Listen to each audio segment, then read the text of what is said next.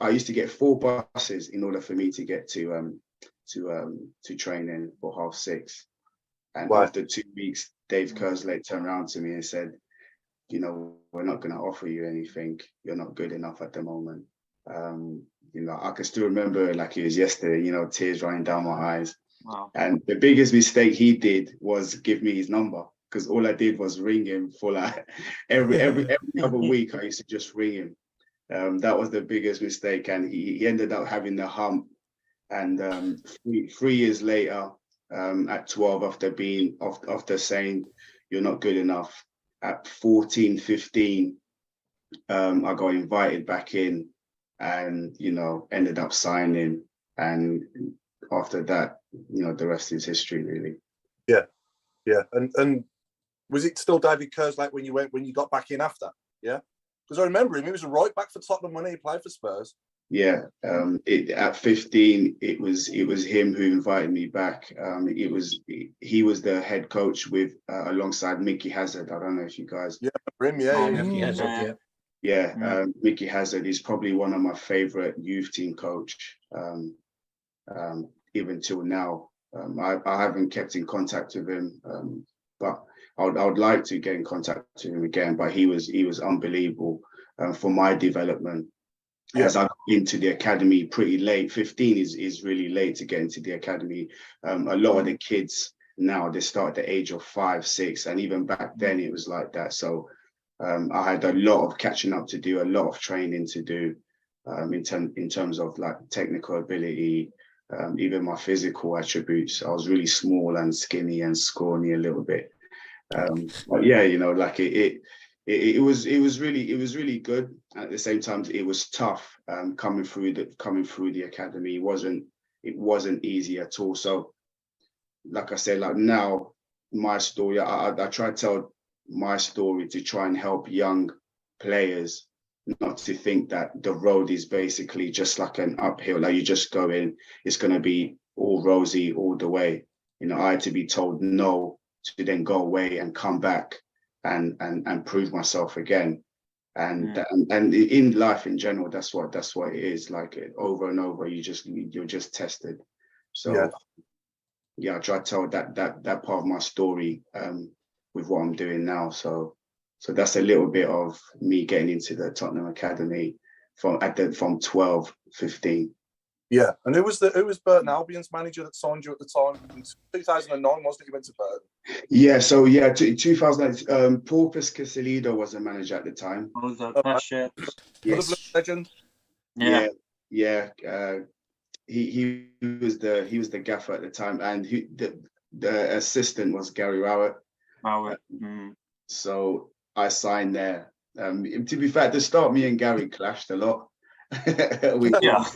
we always clashed because it was like I always wanted to dribble and whatnot, and I'll hold my hand up. Like the tracking back used to get him to like have a go at me every single time, running back the other way. So and we clashed to start off with, but Paul was brilliant for me. Like he gave me my first, professional game, I would call it. So Burton Albion, Ben, the chairman, who's good for me. Like he's brilliant. 4 years I spent there. At Burton. So it's really good. Yeah. Lily wants to know what your favourite memories were and what was your worst moment or moments at Blues. My favourite memory at Birmingham. Yeah. I've got so many. But one that really sticks out. It's always been the ones where we're fighting for. The times I was there, we're always fighting to stay up. I think more time than ever, I can remember that we were really safe, and end of the season, you're kind of just you're playing with no stress of like if you lose this game, you're getting relegated. So I remember, like I said, the Sheffield United game where we needed to win, and we got the 3 points, and I scored to make it 2-1 at home. We played them. I could also remember Fulham away when we beat them 5-2. That was really great good. game. Oh, Yeah, That's that was a really good game. I remember also Derby where Clifton Bell scored on a volley at the edge for the box. That was a good day as well. So there's so many memories, so many good memories. I haven't really got any bad ones. I'll probably say the one that kind of sticks out in my head was probably the time where I came back from African Cup of Nations and Zola was in charge and we hadn't won for about, I don't know, like 15 games or whatnot. And I wasn't in the squad. At times I wasn't involved. But I didn't have a bad relationship with him. He just favoured other players. I think that's probably one that will probably stand out the most for me. But with my time there, I hardly had any bad memories, to be honest with you. I think his tenure stands out with us. Sorry, Paul? Nick? I think his tenure stands out with us. His tenure. Yeah, I think for me, I think at the time for you, Mags, I guess with obviously knowing Gary Wright from Burton and obviously in bringing you into the Blues, it must have been challenging for you at that time when he was suddenly dismissed, obviously, and replaced with Zola at that time. Talk us through what it was like then as a player. Obviously, it was a big shock to us fans at the time, I'll tell you that. It was crazy. We walked in. I walked in that morning, and I think it was after the Newcastle game, wasn't it? If I remember. Ipswich. Ipswich at home, We won the night before, didn't we? Yeah, Ipswich. Yeah, so walked into the canteen and he had a meeting and he said I'm off, lads. Obviously the decision's been made. And we were just sitting there and be like, surely this is banter. Like he's obviously joking, trying to like wind us up. And then no, like it was actually, that's exactly what happened. And we were just like, we couldn't believe it because we were doing so well in the league at the time. I think we were like fourth or something, or around. We're in the top half of the table. I remember that. Yeah. And like we just couldn't believe it as players, and especially for me, it was almost like having a manager that understood me, that I spoke to quite a lot. If I had problems at home, if certain things didn't go well, I can go to him at any time and have that conversation with him. And we would sit down, and he would listen to me, and he was almost I would say someone that gave me advice as well on certain life choices and with certain things that I needed help with. So was he like a mentor? Sorry, Max, was he like a mentor? Yeah. Like I said at the start at Burton, we clashed a lot, and he eventually got me to turn the corner when he took charge of Burton, when Paul Pescasilido, decided that management wasn't for him anymore. Had a meeting with Gaz, and he made me turn the corner. He challenged me in different ways than other managers have. I'll probably say him and Gary Monk were probably two managers I would, and Paul Pescasilido, if I had to pick three. They really challenged me in different ways, but in a positive way. But yeah, like I said, he was, I could speak to him. So it was really difficult seeing him leave, especially after he brought me to the club, and I think he had great plans for the club as well. I think he was getting on a roll, and he had the players on board in what we were doing. I think the club and the fans were all behind him as well at the time. So it was just a shock for everyone, to be honest. And then we obviously suddenly turned into Watford, didn't we? We started changing our manager every season. For quite a long period of time. And a week, wasn't it, Paul? we were good at it, though. Consistent. Yeah. Every other week, you had a new manager. I know, man. We had the chairman as a manager at one stage. We had it just became crazy. There's a few posts knocking around about, and I don't know if you've heard this news, that Liam Dace is back at Bluesy as the new academy manager. Yeah, we'll talk about that, I think, later. Yeah. But can you allude on to that a bit more, Max? You mentioned there the chairman was the manager at one point, and obviously we've all seen the pictures of Dong in his tracksuit on the training ground. Yeah. Was he getting stuck? Was he himself? I think when certain managers came in, I think it became clear who was kind of making decisions at the end. I think before, when Gary was in charge, you wouldn't see it if it weren't staff on the training pitch, you wouldn't see no one. No one was allowed. So it was just players, staff, and that's exactly how it was. But then after that, you know, you'd eventually see, you know, like Don coming in, chairman coming in. You see them doing kick ups and which we're training, they're doing kick ups like in their shoes and that. And it was just like, yeah, it wasn't great. It wasn't pretty, but yeah, I think that's where we kind of struggled, because if the way it was set up behind closed doors didn't go with what was going on the pitch. I think as a team, we had that spirit, but because all the stuff behind it wasn't great, it just made it. It didn't make it as smooth as we wanted to as players. So we were always fighting with what was behind, and then trying to, you know, perform on a Saturday. It just didn't sometimes, and that's why I think the consistency as a team at my time there, we just didn't have that consistency. We were just like up and down every other week. We'd have maybe like 2-3 weeks where we do well, and then like 2-3 weeks where we just poor. Yeah. Did you feel like actually turning around and saying, we've got a manager, leave us alone? Or as players, was it a case of having to kind of put up with it because you were feared for being in the squad and in the team? I mean, you mentioned about being on the training ground, but did they have a say in picking the team as well?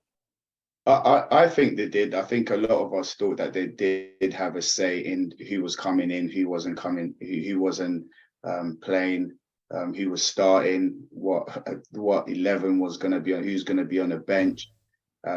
We definitely felt that, and it wasn't so much a fear, but it was almost like you don't make any decision. You're just out there. You get picked to go out on the pitch, and you get picked to go and perform. So, you know, although we could challenge it and be like, we don't agree with it, it didn't matter one bit. I think it's something we all really suspected, didn't we? Yeah. So, you know.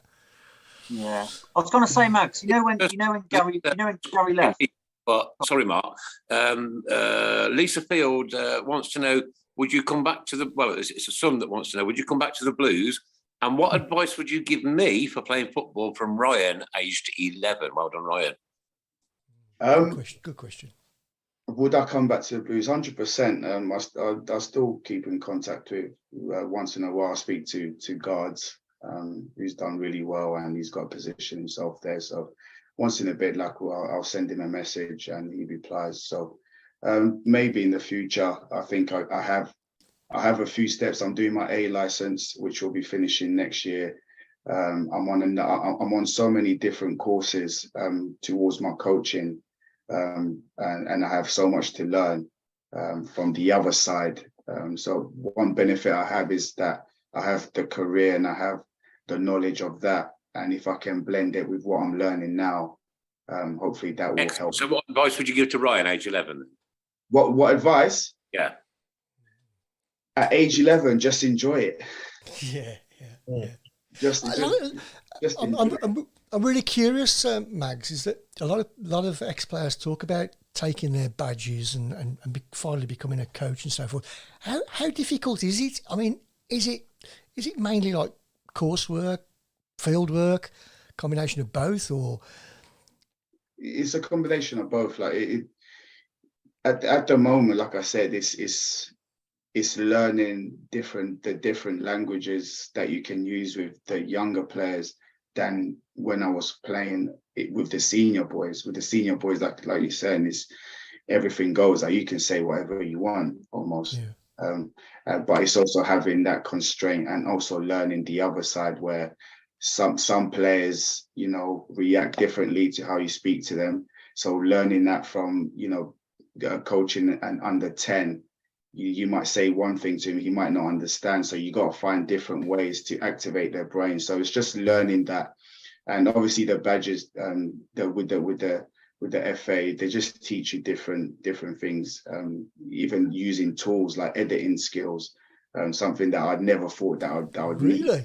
in my life. Wow. Like, so it's just like, yeah, it's using Huddle, like it's just using different softwares to edit, to clip. Say I'm learning about Cristiano Ronaldo, and I take a video, a 90 minutes game of him, clipping his actions during the game. So it's just learning different tools. As a manager now in the modern game, you need all these tools. Wow, we'd never have thought of that. That's No. you've just given us insight, Max. I wouldn't have thought of that. Yeah, it's fascinating actually. Yeah. Very interesting. Craig, there's loads of complimentary comments for Mags. If you want to read a few. There is, and Mags, I think we've got a listener in Lilypad that's got a little bit of a soft spot for you, saying you've got beautiful eyes and a wonderful smile. Please continue to stay on the show. We've also had people just commenting generally on your career whilst you were at the club. Scott Rothwell, evening and welcome to Mags. Met you once after the winning the man of the match versus QPR under the Rowett days. It was great meeting you then. The insight that you've given to people, I think it's fair to say fans had thought things were going on, but to hear it from an ex-player has also gone down well, and people are thanking you for being so honest.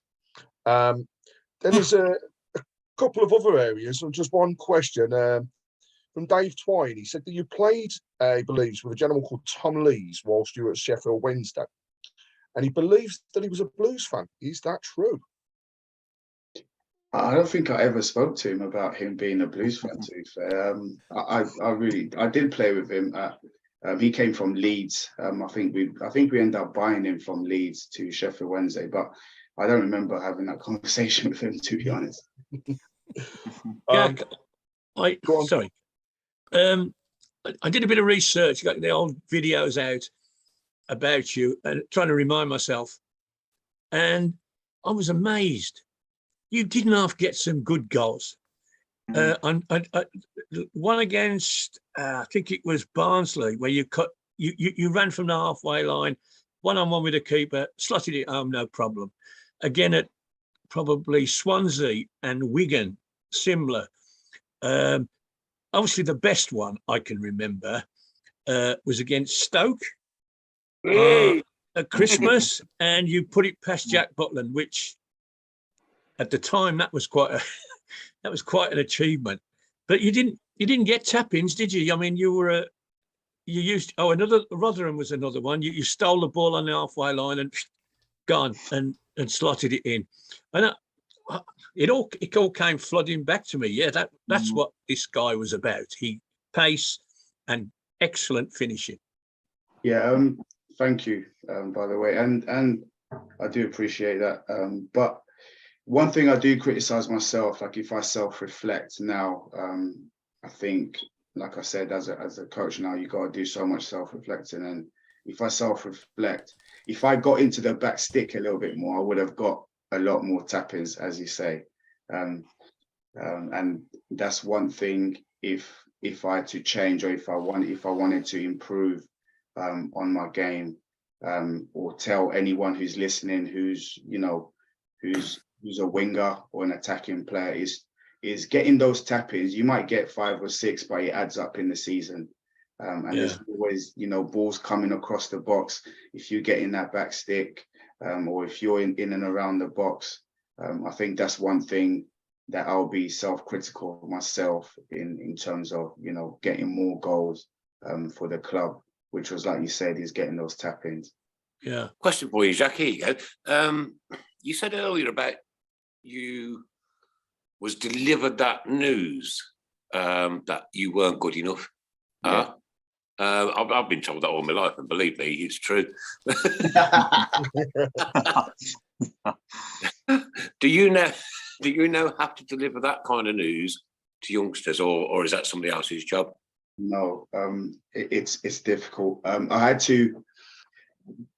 There was a period. I think it was with the under 14s and under 14, and I witnessed a boy getting told, and I had built a bond with that boy, and him being told that I literally, it was hard for me to even take the session, because just watching him go through that, and like it was just so difficult. So like I said, there's so much going. As a player, you don't think about these things, you just like get on with it. Did you give him your phone number? No.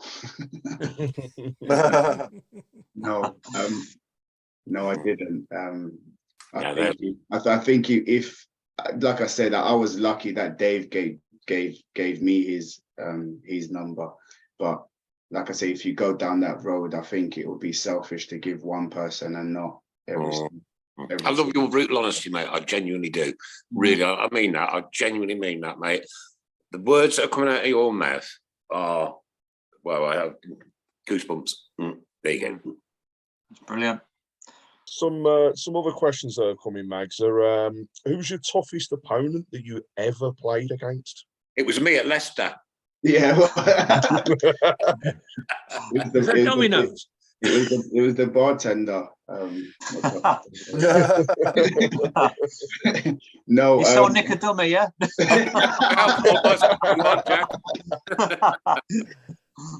Yeah. No, my toughest opponent, who I always had tough battles with, was Lee Peltier. Peltier, yeah. Yeah, that right back. He was, and also Lehigh, when he was at Middles. No, he wasn't at Middlesbrough. Was he at Middlesbrough? Bristol City, no? Bristol. Yeah, I think he was at Bristol, but I remember the name. I can't remember who, because he played for different clubs as well at my time. But he was. I think those two were tough opponents. Like if I wasn't on my game, like I knew like I was just gonna get ragdolled. Like they were just so physical, strong, especially Lee Peltier at Cardiff, when they had Neil Warnock. They're playing that man marking system. He will literally follow you everywhere. He'll play right back. If I go to the other side, he will literally just follow me. It was just a tough game against him. I think he'll probably be my toughest opponent, I'd say. We've got Anthony Hill, who's up in New Hampshire. He wants to say hi, Mags. Hang on, is that like New Hampshire, is in like just outside Aldershot? That's the one. No, that's the old one, mate. In Warrington. Yeah. So if you can just say hello to Anthony Hill. Hello, Anthony. How you doing, buddy? And he says, keep up the great videos. We'll talk about those later as well. All the way from New Hampshire. Well done, mate. Well done.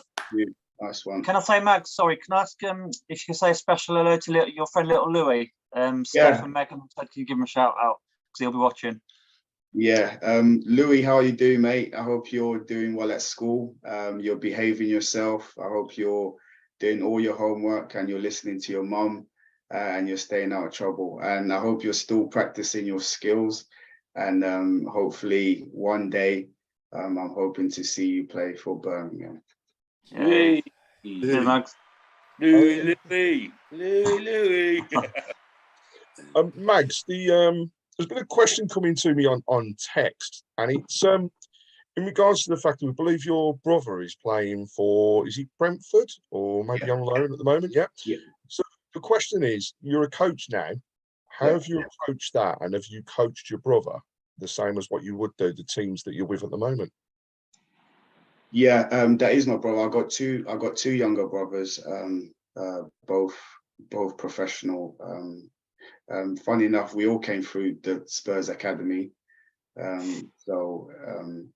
I'm really proud of that because I know how difficult it is to just get one brother through an academy, but to get both of them who graduated, who came through starting from under sevens all the way through, really, really good. Yeah, he's at Brentford, but he's on loan at Wimbledon. And I'm probably harsher, I'm tough on both of them, more than I probably was on myself, because I know just how hard it is now for young players to have a long career, in football, because it's just getting harder and harder every year. The quality of players are much better. As you can see, even with Blues, like, our players are so much better now. No disrespect in my time, but as a squad, we just got so much more in depth. The players coming off the bench are just much better. I would say I'm probably harsh on them, especially my youngest one. They tend to be a little bit more, off the cuff, but he's doing very well at Wimbledon. He's played a lot of games which he needed. He's 21 now, so he needs the game time. And like I said, he's on loan till January. So hopefully when he goes back to Brentford, it's either he'll get a chance or we'll try to get him a better loan move, in League One or Championship. Really unusual to have three brothers as professional footballers. And just a few weeks ago, we had in the studio, we were all met up in the studio, a gentleman, an absolutely lovely, lovely man called Dave Latchford, who played for us way back in the 70s. And of course, his brother Bob, and Peter Latchford, who played for West Bromwich Albion in goal. And it was a marvellous interview. Great, because he played in the very first game that I went to back in 73. And I shook his hand afterwards, and damn, he squozed my hand, mate. I tell you what, he just looked at me in the eye and he went, "Still got it, haven't I?" Brilliant. Loved it. He's on about your wallet, Nick. Yeah.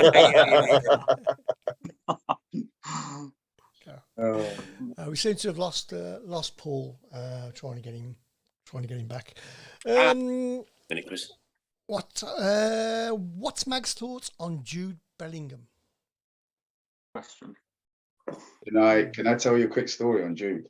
Not Jude. Did he say Jude or Joe? Jude. Jude? Oh, I thought he was going to say about Joe. Okay. Anyway, tell us that story as well. Chris, hang on. This is a scoop. No, it's not that kind of story. It's actually, So no, Jude, when he came up into the first team, I kid you not, all of us just turned around and were like, who is this kid? He was like 16, 17. He was like, who is he? Like, what is going on here? Like, he used to run the training session single-handedly by himself. Like, he would literally get the ball from the goalkeeper and go and score. And we would just like be there and be like, what is that? What's going on? What is he doing?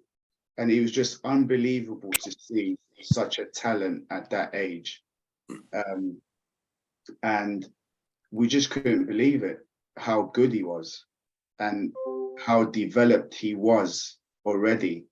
Because a lot of people, as you see now, like, his quads are just like, it's like if you're looking at a 26, 27-year-old who's played so many games, Jude. I think personally, from what I've seen, especially that season that he had at Birmingham, he's definitely future England captain. And in my opinion, he's definitely going to be a Ballon d'Or winner. And how good would our squad be if we'd still got him? Yeah, exactly. And what a shame that we have to sell one of the best things that's come through our club, probably since Trevor Francis. Yeah, it's difficult though, because he probably also he's ambitious. So I think that move, because you got to think about all the clubs that were coming after him. You're talking about pretty much all the top. I think the Avon ladies call him. There he is. All the top 4, top 5. Paul, I'm having a few Wi-Fi issues. I don't know what's going on. My signal's dropping in and out. So apologies. Yeah, sorry, you're having a few wife issues. That's every day, Nick. My earrings, bad kid. Yeah. So, Max, we're talking about Job as well. So is this What I guess your brother may well have played with Job in the England setup as he's worked his way through. But yeah, what's your story? Go on, we're all intrigued now. Well, with Job, no, I won't say it. He's still at the club, so we'll keep it. I don't want. Come on. Okay, here's the deal. Here's the deal, Jacques. Right? Okay, will you tell us off air?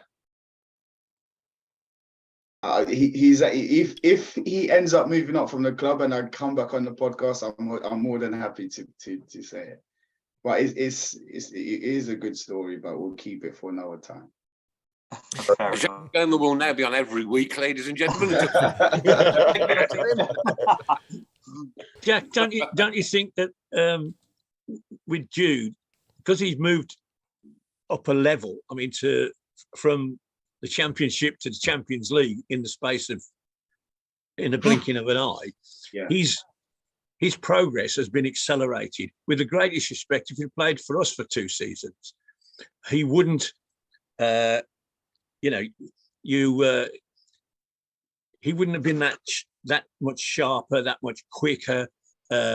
His passes, he passes to world-class players now, and he gets the ball back, and he makes things happen there. Where if he'd have played for Birmingham for those 2 years, he wouldn't have had that exposure to that sort of level. I mean, he was in the England side a fortnight after he left us. That's a massive leap. But if he hadn't have done that, then his progress probably wouldn't have been as rapid, would it? No, you're completely right. It definitely wouldn't have helped him.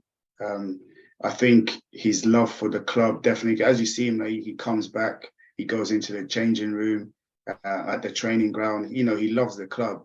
But I think as a player of his quality, and what the future holds for him, I think he needed to make that decision in order for him to progress to the next level. And going to Dortmund was probably the best pick of the clubs that he could have gone to because of the game time that he would have had. I think at the time there was Man United, especially knocking on the door. I think he went and met with Sir Alex Ferguson after training one time. He was like, "Jude, where are you going?" He's like, "I'm just going to meet Sir Alex Ferguson." I was like, "Oh." It's like Be funny, Jack, but we could do it on here. We don't. So it's funny, Alan, you saying it like that. I've never really thought of it like that, to be honest. But I suppose you're right. I've watched virtually every game I can get hold of Dortmund. And I watched him Saturday, and he had a very quiet game. They won 3-0. Yeah. The week before, they were struggling, and he just took the game over. He just grabbed it by the scruff of the neck, and I can't remember now. I think they were a goal down. They won in the end, and he got the winner. And you're thinking, this kid's still 19. He's a Brian Robson. He's a Gascoigne. He's everything. All these talents that these people have. He's got the lot. He's Paul Leeds, Frank Lampard, and Steven Gerrard all rolled into one. Yeah. Come on, chuck a few more into the mix. Come on. He does everything. I think he's going to be our standout player in the World Cup as well. Yeah. I'm sure. There's no way he's not starting. Surely, there's no way. How much, Paul, would you pay for Jude to score the goal that wins the World Cup against Argentina? I'd probably quite happily just give up everything I've got, Nick, to be honest. Hey! just to experience that would be incredible, wouldn't it? It really would. I mean, even if anybody scored the winning goal in the World Cup final, obviously it would be phenomenal. But for him to do it would be even more special. But yeah, he's got the world at his feet. He really has. He's going to go. Well, he already has gone all the way in. The Ballon d'Or winner. Quick question: do you go back to St Andrews much, mate? Sorry, can you repeat that? You just cut off. Do you go back to St Andrews much? I haven't been back. I've not been back. I'm planning to come back and watch a home game. Hopefully very soon. Let us know when you do, mate. We'll all meet up. We can have a beer. 100%. Absolutely, yeah. Yeah, and Nick's paying. When you walk in through reception at St Andrews, Paul Hipkiss is the man that supplies the carpets that you wipe your feet on, mate. Since that's got in now, in about 6 weeks, we've only lost one game. Yeah. It's the lucky omen. The other thing is, Jack. I reckon The other thing is, Jack, don't plan on going there on a Saturday because we don't play on a Saturday. No, we don't. That's right. That's right, Alan. Yeah, absolutely. Friday nights, but not being horrible though, guys. I'm glad we don't play on a Saturday because I work on a Saturday. That means I can go to more games. So. Can I ask a question? Do you think we play better at home or away? Away. Honestly, think, Max, I think we're probably the reason. Sorry, Mark, crack on. Go on. No, I was just saying to Max, away, I'd say. Yeah, definitely. I think probably the reason for that is the fans are more up for it away, aren't they? They're like up for the day. It's a day out. It's like, we're going to get legless. We're going to fall over and be drunk and be stupid and one thing and all that.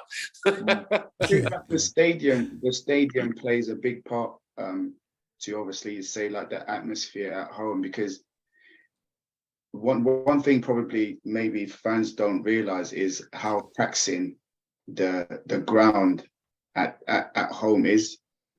It literally is rock solid. Like the grass might look perfect, like you might think the grass is perfect, but the ground underneath, it's so hard.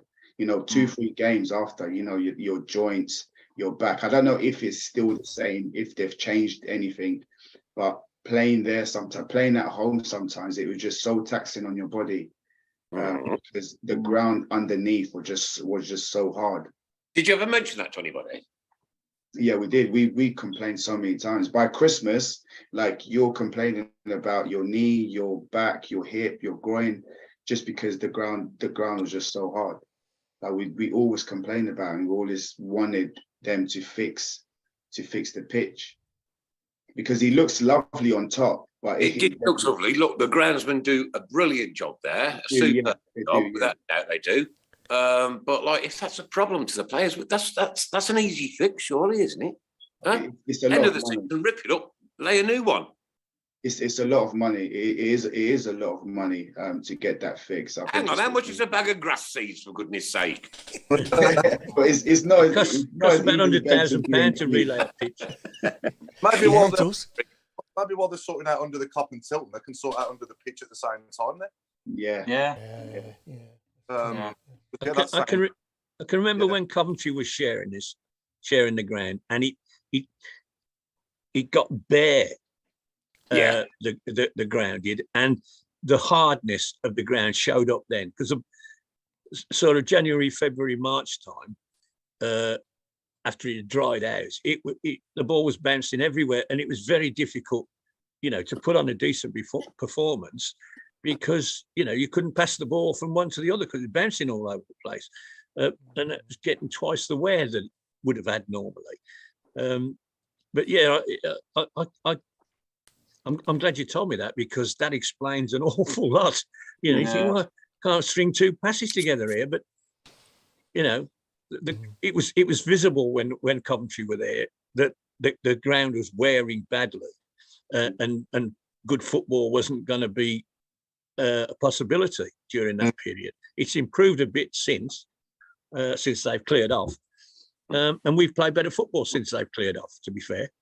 Yeah, right. We've got minutes anyway, and so much to do in 40 minutes. So before we move on to you, I'd like to move on to your team in a minute, Mags. You're 1 to 11 Blues players. You played with 5 years with us. But before you do, any quick sort of funny? Who was the sort of funniest player you played with?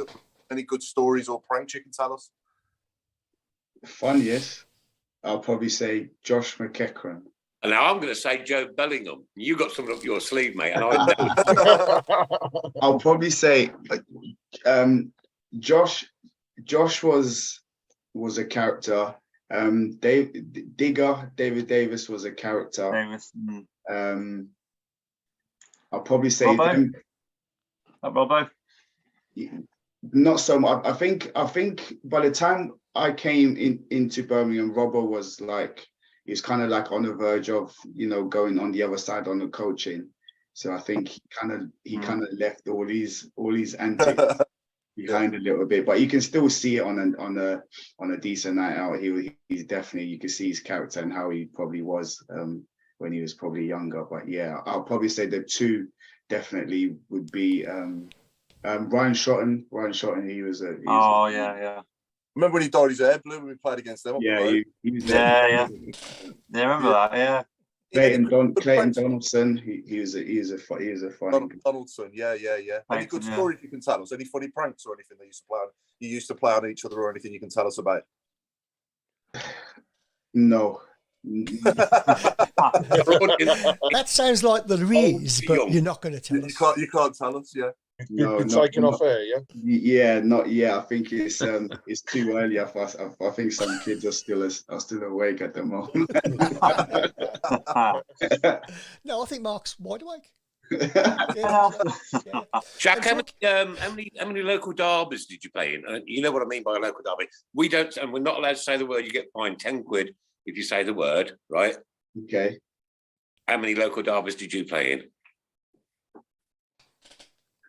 Okay, I think I played.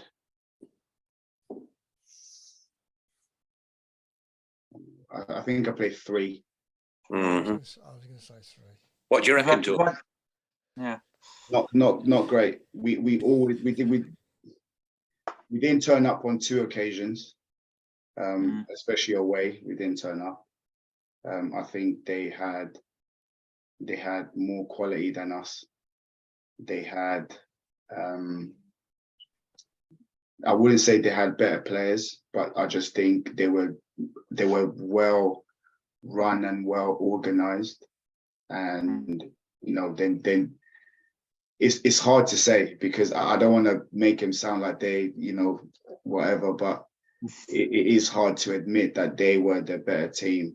Yeah. Who was their manager when you played against them? They were the better team. Was it Sherwood? What did you say, Alan? I said, who was the manager of Villa when you played against them? £10. Aston, I mean. Who was the gaffer? Is it Steve Bruce? No. It could have been Sherwood. I think it was Sherwood because we played him in the cup, didn't we? The League Cup game, and we I know Sherwood was in charge for that. Yeah. And wasn't it Dean Smith as well? Yeah, Dean Smith. Yeah, that's the one. Yeah, Dean Smith.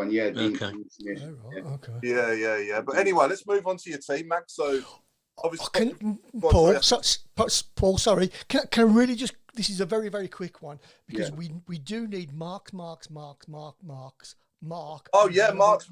So what we've done, Max, is we set Mark a challenge now every week. Okay. Since he had his opinion on Hannibal the other week. So which was ludicrous. Got a feature in the show called Marks on Hannibal. So it's called Marks on Hannibal. What have you just put on the internet? My God. So Mark, what is your mark this week on Hannibal? Well, the lad's improving. I'll give him that. He's listening to the advice we've given him. So this week, I'm going to give the lad a generous 7.8. We were all a 7.8 on Saturday, I think. But that's the only piece of paper you got, and it was 7.8. And a new temporary feature is Magsy's marks on Hannibal. So what are you giving Hannibal out of 10 on the performance Saturday, Mags? On Saturday, I gave him, I think, a 7. Okay, I gave him a 7. Yeah.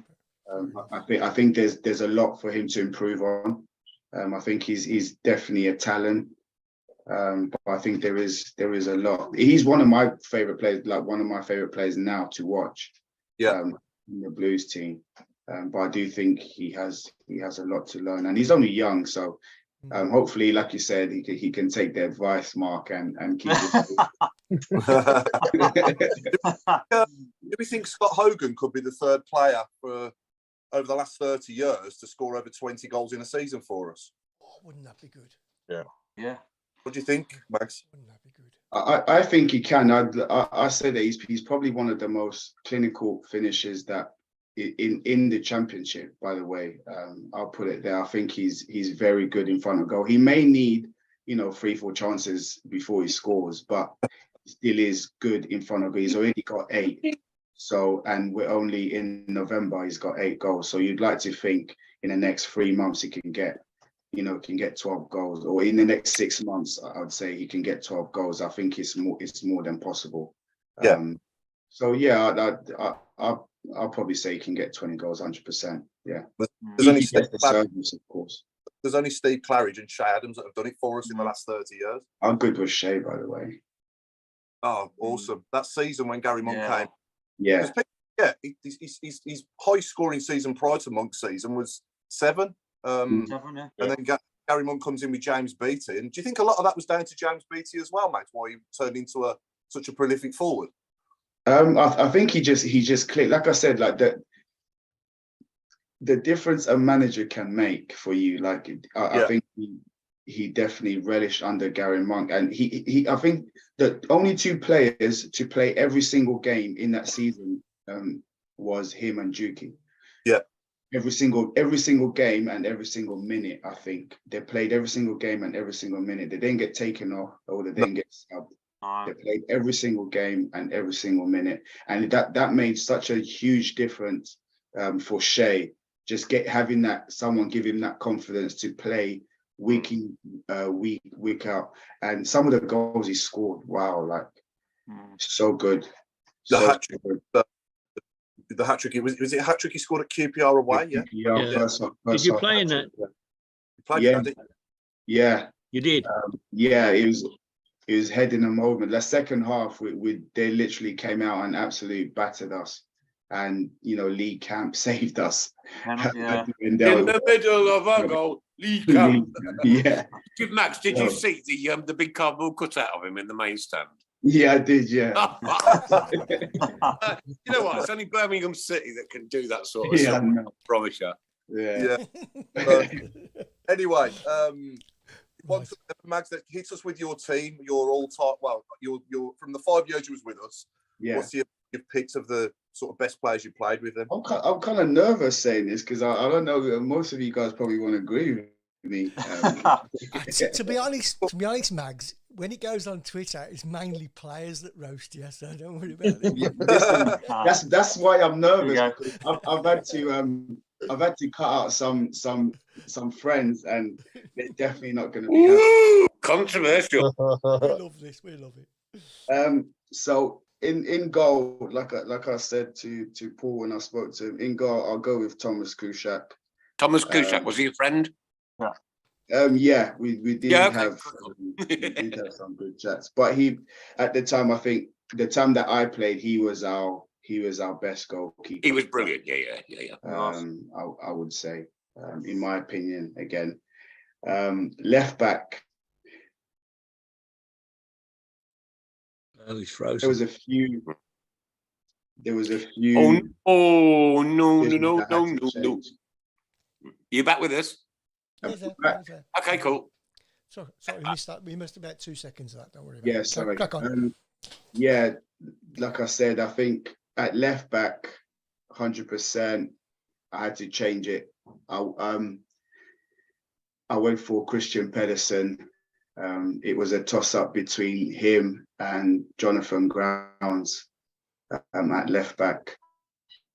Grounds is definitely not going to be happy with me.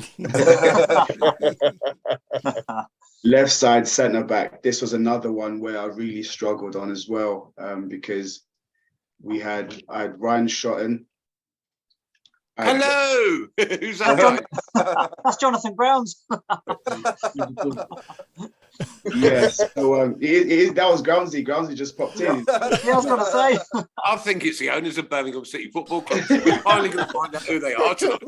It was Dong, wasn't it?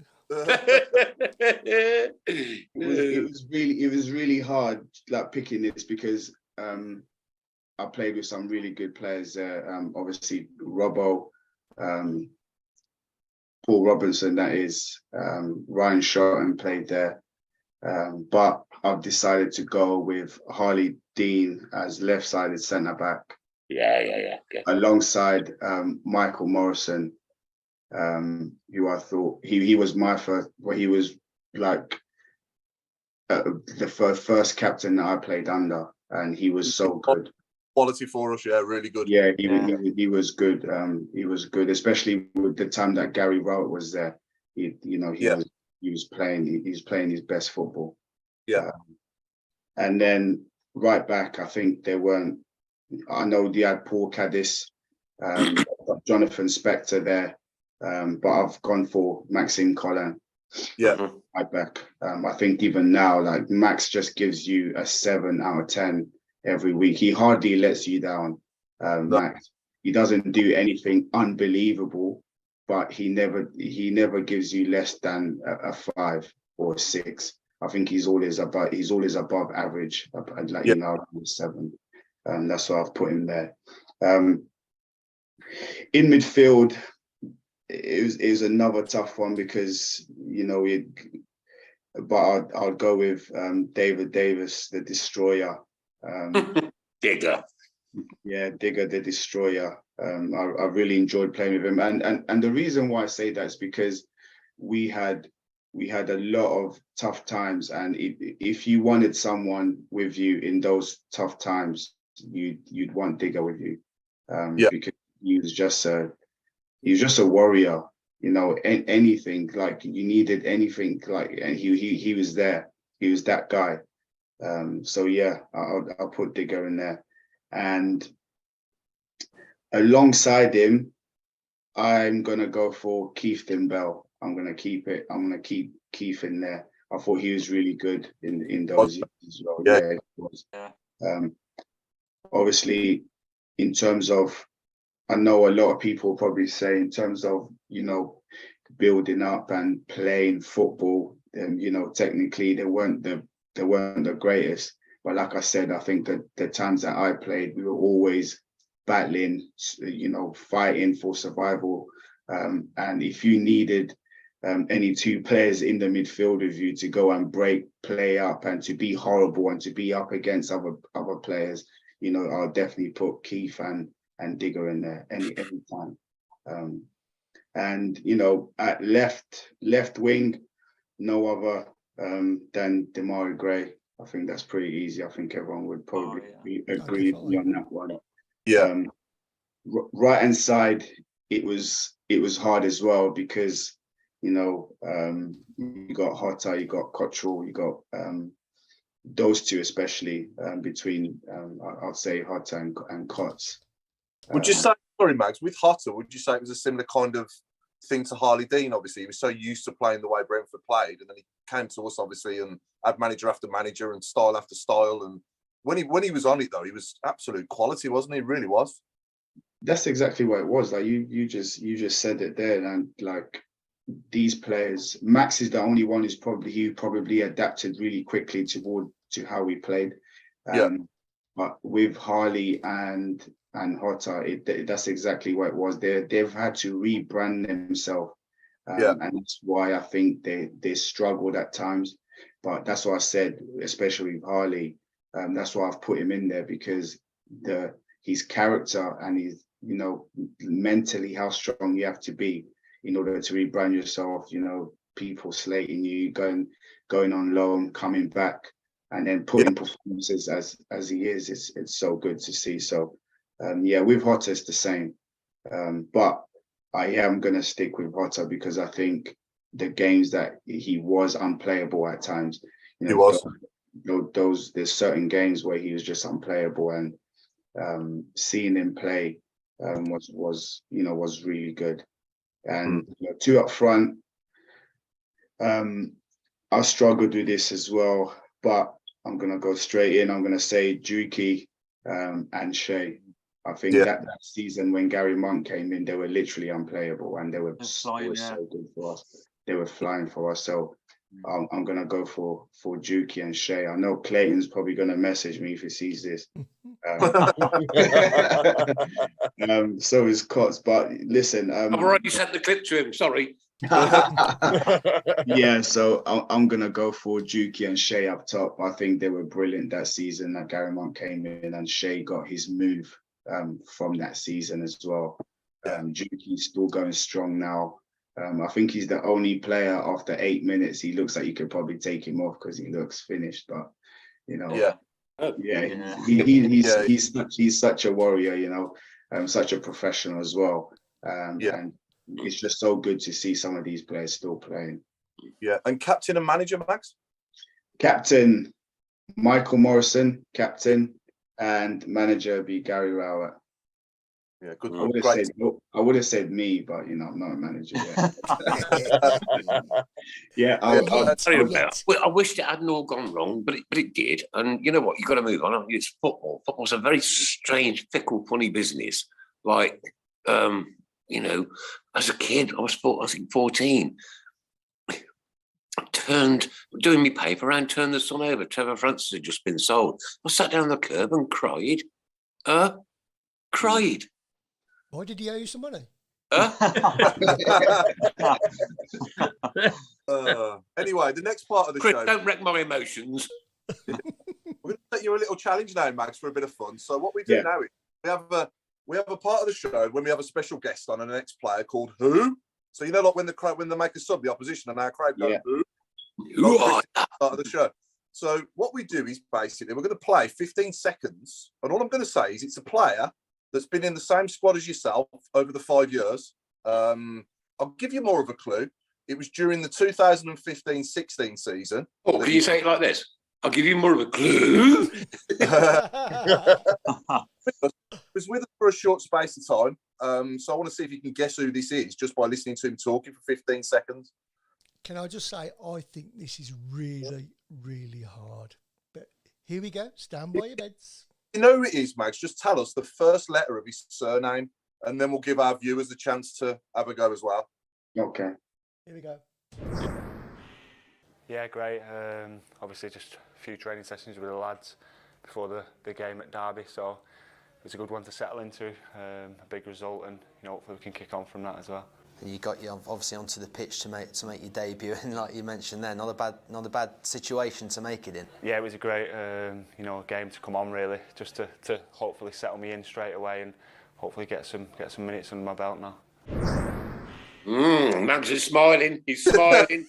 He knows, doesn't he? No clue. No clue. I wouldn't have got that. You want it again, Max? You want to go again? Come on, then. Here we go. Play it again for me, please. Yeah, great. Obviously, just a few training sessions with the lads before the game at Derby, so it was a good one to settle into. A big result, and hopefully we can kick on from that as well. You got obviously onto the pitch to make your debut, and like you mentioned there, not a bad situation to make it in. Yeah, it was a great game to come on, really, just to hopefully settle me in straight away and hopefully get some minutes under my belt now.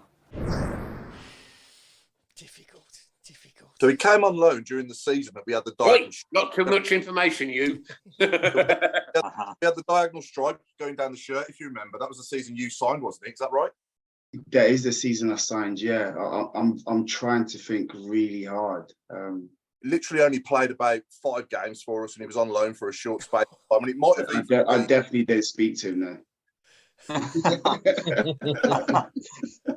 Joined on loan the same season as you signed. Now I will back myself up by saying he might have been and gone before you actually signed. Probably.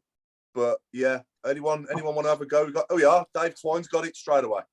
How the hell? That's impressive, that is. Yeah, I think we need to get a prize out to Dave Twine for that, because That's incredible. That's like lightning, that is. Yeah. I'll send him one of our new Keep Right On mugs. It was Will Buckley, Max, who we had on loan for a short period of time. Yeah, Will. You was with him, weren't you? Yeah, in the squad. Yeah. Like I said, I probably didn't speak to him, mate. He didn't speak to you, so he didn't recognise the voice. He'll never speak to you again, anyway. No, he definitely won't. Craig, are we doing squad game? We are. So Mags, there's Paul is our font of all knowledge, and he's challenged on many weeks to a game called Squad Game, which we will choose normally it's Birmingham. Going to make a bit of a change this time around, though, for yourself, because we'd like you to see if you can beat Paul. He's only ever been beat by a lady once, and that was because we cheated. But what we got is 2 squads, and they're 2 England squads. And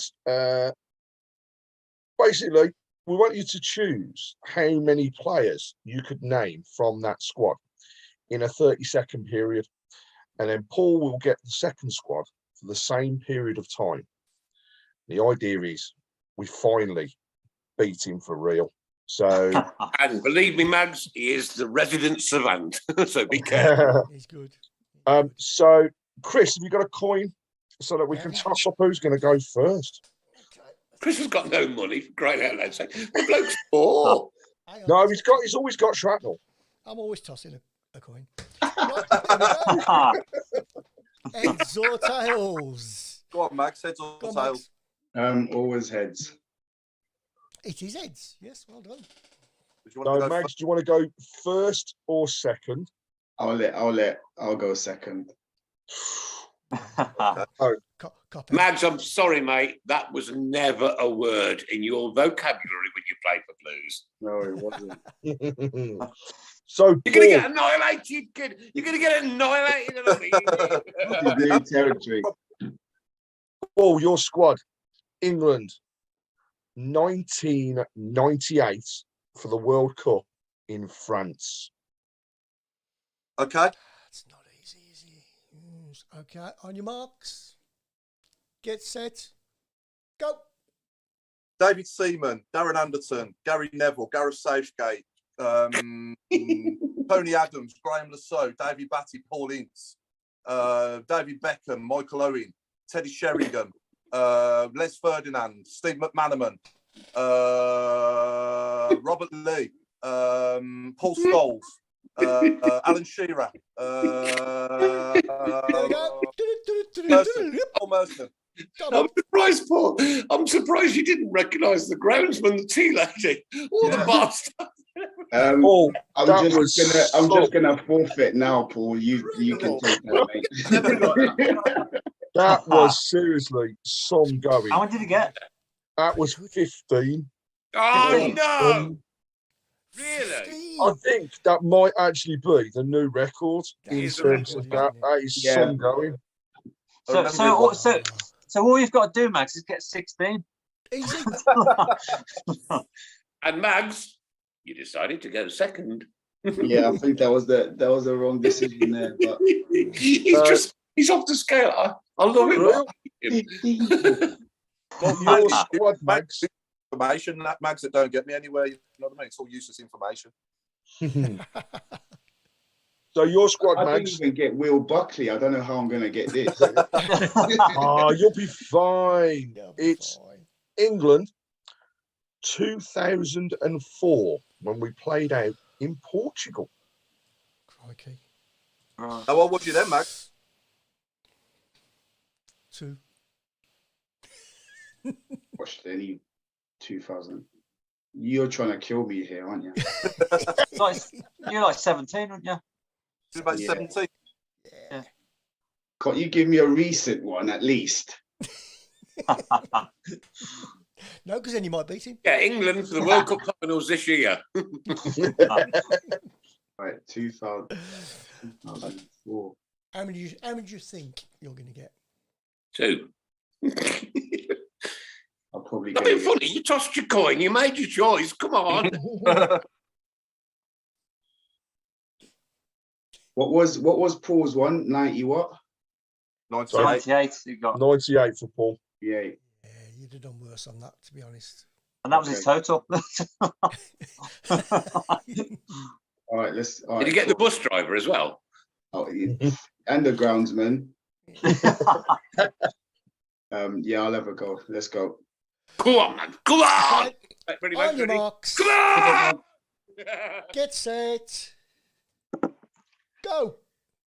Rio Ferdinand, Steven Gerrard, Frank Lampard, Paul Scholes, Speed it up. Michael Owen. I wonder if Emil Heskey. I'll say Emil Heskey.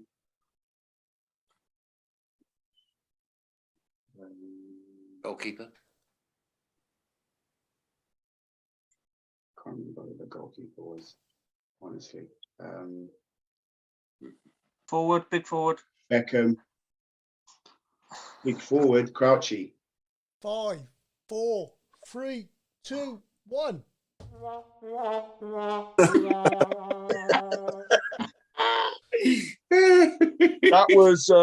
That was 6. Not bad. Not bad. You goalkeeper wise, it was actually one I'd totally forgotten actually for this competition, but it was David James in goal. Who? David James. David James. Oh, David James, blimey. You could have had Gary Neville, Ashley Cole, John Terry. You also could have had Wayne Rooney, Michael Owen, Wayne Bridge. Said Owen Craig. Oh, sorry, yes, I got Owen, that's right. Phil Neville as well. Jamie Carragher, I didn't realise was still playing. Let's not worry about it. Don't worry about it. Right, we are into the last 15 minutes of the show, actually 10 minutes of the show. Chris Browne, what have you got for us tonight? Okay, so it's the last 15 is footballers and superheroes. Anything to do with football and superheroes. Football and superheroes. How do I write Nick's ball? Nick's ball. Could you have David James Bond?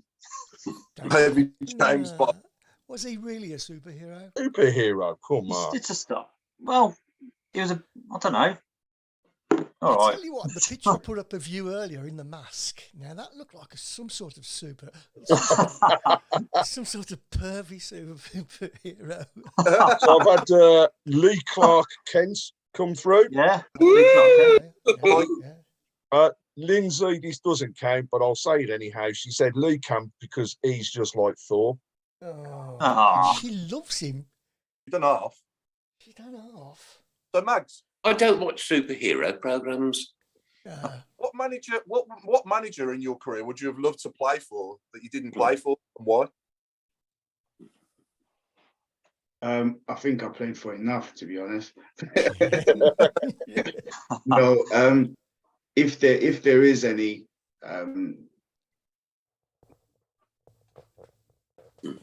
if I had the chance of working under any manager, would definitely be probably one at Liverpool and one at Man City. Yeah. I think those two will definitely be top two at the moment. Yeah. So I'll say no. Sorry, we got Dilly on the Batman. I missed that one. Oh yeah, Dilly on the Batman. Yeah. Robin Van Persie. Oh dear me. Oh God. Hogan's a good one, actually. Yeah. Sorry, Chris. I was going to quickly ask Mags. Were you one for keeping sort of memorabilia from Blues? Sorry, but when they come through, they do make me laugh. Are you ready for this? That's all. Superman, Spider-Man City. Spider-Man City. That's Spider-Man. Yeah. Wasn't that funny? Wasn't worth waiting for. Well, what was you going to ask? Sorry, I was going to ask Mags, what sort of mementos have you kept from your days of Blues? Have you got like a shirt there? Have you got? I've got loads. Behind you as well? I've got so many that I need to get frames for. There's just so many ones I've collected. I wasn't one for collecting other players' shirt. Your own. Yeah. Wet, to be perfectly honest with you, don't they, Jack? Well then, what are you saying? I said they normally stink of sweat, to be perfectly honest with you. Oh, they're not washed. I haven't washed none of them. There's the same. I tend not to wash my shirts. Yeah, there's a few that I got that were brand new ones I'll probably give away, but the ones that I wore are match worn shirts, or if I played against a friend, people that I knew, I'll take their shirts. But I wasn't one to collect. The only shirt that I've got of who's probably big superstar is Cristiano Ronaldo's one. Cheapest gift, mate. You go for two a penny round here, kid. Yours would be far more. I had the pleasure to meet him when I was at Sheffield Wednesday. One of his best friend, Samido, took us to a game when he was at Real Madrid, and they played Man United in the Champions League, and we ended up going to watch him, and I ended up meeting him. He's actually a good lad. Nice guy. Yeah. Does a hell of a lot for charity as well. Yeah, definitely. Yeah, very good. I don't know if anyone will ever reach the levels that him and Messi have reached. Do you? I mean, obviously people like Maradona and no chance. Paul. No. Too late. Paul. What? Did you say Madonna? Maradona. I said Madonna. I was going to say she's pretty useless in football, I reckon. Yeah, it's too late for people to start, trying to reach their level. I think they started so young, and by the time people realized the gap was already too big. So it's hard to get to reduce that gap. Like I think someone said on Sky Sports, it was like if Haaland wants to, beat the record or even tie, he has to score like 60 goals for the rest of the season until he's 37. Yeah, it's crazy, isn't it? Yeah, so just think about that. So it's just like the gap is just too big. Yeah. Yeah. Yeah. We're a few more. Gambit friend, I don't get that one. Paul Penguin, Peter Gary Parker, Martin O'Connor, i.e. Captain Marble, Wayne Clark Kent. I think you've missed a couple as well, Nick, because Flashley Cole was mentioned. That's a good one. Mr. Fixer, can you work on Paul Pliskey's holiday for us? Storm John. Careful, Nick. Cut it up. God's sake, man. See if we can get Pesky on the show. And there was another name earlier that was mentioned. Madonna, wasn't it? Is it Madonna? Madonna. Yeah, might have been Madonna. Right. Oh, what's that bloke's name? Oh God, what's his name? No. Ron. Was he in the jungle? Ron something. Aldo. I don't know. I'm sure he's McDonald. I didn't talk to us. Actually, Well, Chris, Matt, can I just shout out on the charity event? Because yes, you must do. Yeah. we're going to launch our festive charity events after the show today. So watch out for the poster showing some truly fantastic prizes for this time around. So we have signed memorabilia in a shirt from this season, signed by the squad. We also have kindly donated back to us the shirt for the season when Jude played his last games for the club. So we have that fully signed, and Jude's signature is on there. We have a signed book from our friend who was on last week in Chris Scudder. We have 4 tickets. That was brilliant last week, wasn't it? Great. Yeah, it was Chris. We have 4 tickets for our game on the 2nd of January. And our prize, and thank you to our very own club for this, we have 2 half-season tickets that will be donated by the club. So that will take in 12 games from January. So some really good prizes, and watch out for some details. We are supporting Cancer Research UK, and one that's very close to all of us in mind. So it helps out not only with those areas, but we've got plenty of money that we can then take forwards to help those great charities out. So watch out for details. Brilliant. Absolutely. And also thank you, Jack Maghoma, for donating his house. And all his shirts as well. Even though they smell, we'll still have them. Could I give one Right, a few 2 minutes shirts left. Sorry, 2 minutes left. Hang on. Hang on, Nick, hang on. Oh, sorry, I'm a little bit dead, Chris. Sorry, mate. Mags, carry on. No, I'm saying, if I could donate anything, guys, if I could give away some signed shirts, it would be my pleasure. Oh, brilliant! If you guys can send me, if you can send me a link, if you can send me a link to the charity and whatnot, I'll just give you my email address. my personal home address, and It's really kind of you, that is, Mags. That's fantastic. That's brilliant. Brilliant, Thank brilliant. you. Craig or Paul will get in touch with you. Sorry, Mags, I That'd be really, brilliant. really am. I do have serious hearing problems. I'm sorry, mate, but like that's the way it goes. You know what I mean? But like this has been the Talk Show. It's Monday night, 6:30 through till 8 o'clock at night, ladies and gentlemen. There's some other Swansea. fantastic I need some predictions within the next minute. 1 minute. Birmingham City versus Swansea. Off you go. Yeah, go on. I'll go for a 2-0 Blues. Oh, thanks, Chris. 2-0. I'll go 2-1. Craig. Fancy us for 2-0 as well. Mark. I'm going to go same as Saturday, 2-1. Jacques. 2-1. Chairman. I think it's time we scored a few at home. I'm going 3-0. Okay, Chris, you. I've just said 2. Oh, sorry. 6-0. 6-0. Cheers. Have you still got your bucket under your chair, Justin? No. Oh, right. Have you sorted the problem out?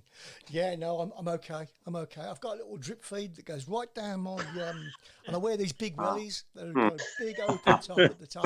It's great, You're not even on tape ladies anymore. No. Got a tube. Question. One last question. We've got to go. It's 8 o'clock.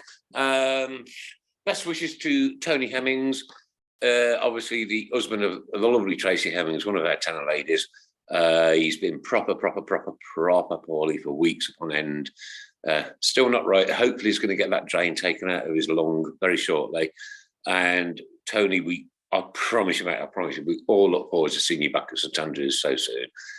Jacques, Tony is a very poorly man. He's been really poorly. Give him a message for us, kid. Paul, just want to say, everyone's thinking about you. You're not alone. To keep going, to keep being positive. I'm sure there's people out within your circle that care a lot about you, and that will definitely look after you. So don't ever feel like you're on this road by yourself. We are thinking about you, as we're mentioning you right now on this podcast. So all I can say is to keep going and to keep fighting and to keep, one step at a time. And I'm sure everything will be fine in the future.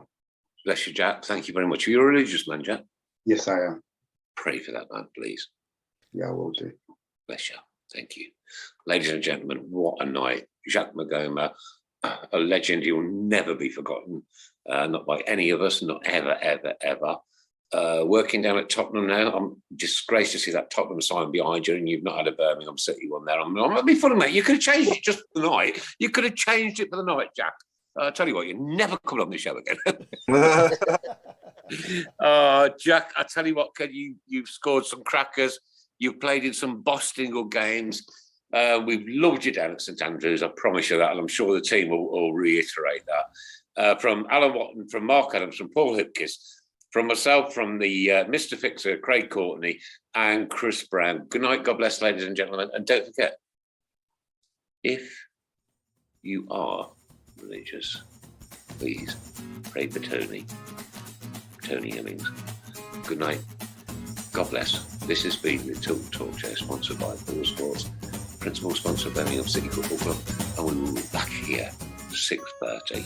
Ladies and gentlemen, thanks for joining us. You've been listening to your Tilton Talk. Let's have 6 points by the time we come back here again. Ta-ra. Last show before the Guys.